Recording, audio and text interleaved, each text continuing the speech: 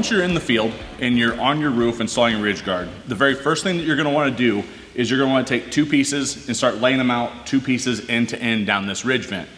What you don't wanna do is get your ridge guard up here, find a central location to sit it, and have to work back and forth out of that pile. It's just wasted trips and wasted time when you're doing that. So the first thing we wanna do is get all of our ridge guard laid out. And once we have all of our pieces laid out, we're gonna start on the end.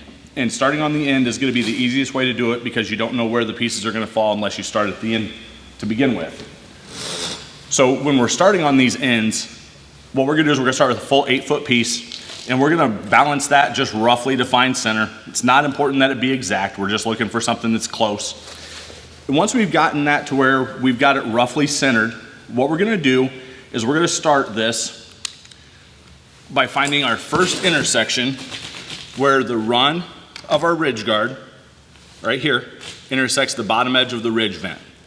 So this intersection right here is gonna be the key in a lot of the stuff that we do on these end cap installs. So once I found that intersection, I'm gonna come about 2 inches up on the outside of it, and I'm gonna establish my first screw. Now, once I've got that screw established, I'm gonna take this, I'm gonna turn it out away from the end of the ridge vent just a little bit so I can start to make this radius. Now, at this point, we've got roughly 4 foot running down the roof, and we got this tail end that's sticking up.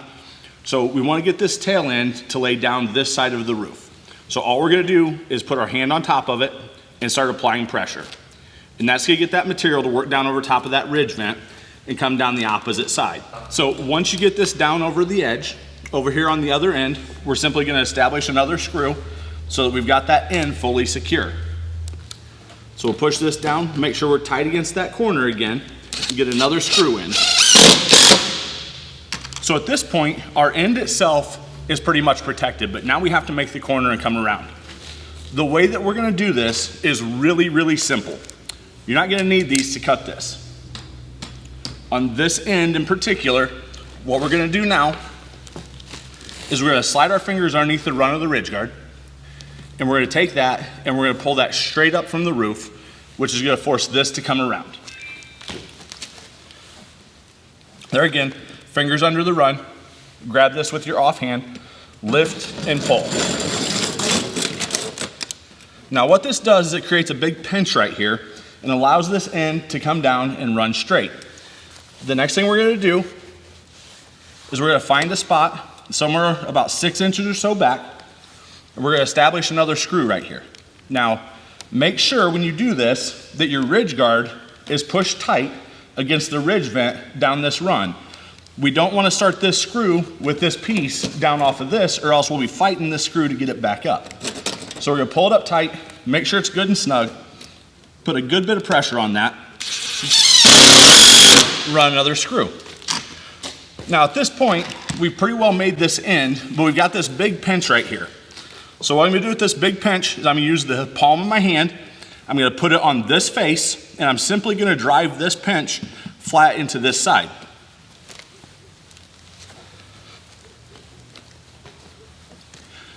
There you see, it's now laying flat. We've got no gap on the back side.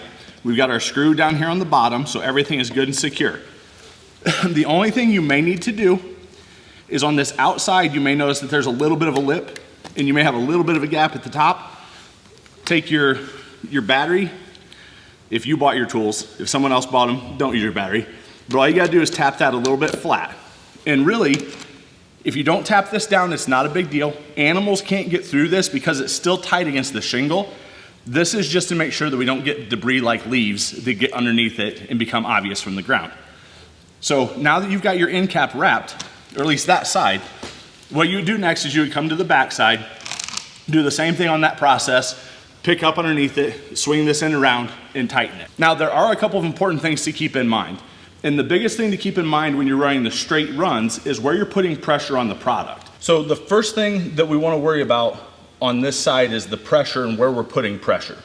Now, what we tend to see a lot of is we tend to see a lot of people when they first start handling ridge guard, will start applying pressure down here on the bottom. And the problem with applying pressure down here on the bottom is that when you push that bottom, this top tends to lift and come up off, and that's not what we want. This backside needs to be tight the whole time. So when we're applying pressure, we want pressure applied to the top angle at roughly a 45-degree angle that drives the ridge guard into the cap shingle and into the face of the exposed edge. An easy way to do that is to simply make a little V with your thumb and forefinger, place that there, and then push pressure straight into everything. And basically when you do that, you're using your body weight in your arm to apply that pressure. Now when I'm applying pressure, I then want to put my screw directly below where I'm applying that pressure. So if you ever start to get it to where the back is starting to get loose, it's usually because you're getting too much pressure down here on the face, which lifts the back side up. So we really want to make sure that we're concentrating on driving pressure here on the top angle. Now the other thing that we want to make sure of, aside from the pressure, is that our screw spacing is good.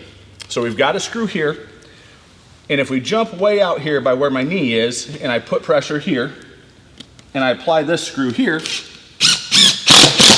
you see that this still starts to become kind of loose up here on the top. And that's because my screw spacing is too big. What we want is we want screws every 12 to 14 inches. On this one here, I jumped out to almost 2 feet. So 12 to 14 inches on your screw. There again, applying pressure on that top angle and running that screw on the screw tab. Once you get that screw ran and pressure in the right spot, there's no way you can get ridge guard to lift off the roof. Once you've started your straight runs, you're gonna wanna overlap at your seams roughly 1 inch to a 1/2 inch.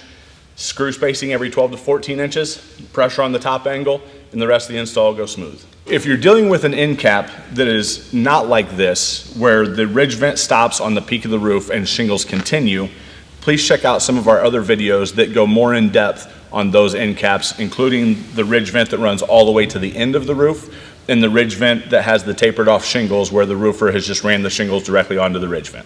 So if you have any questions about any of our products, please reach out to us either by phone call or at our website, aacdistributing.com.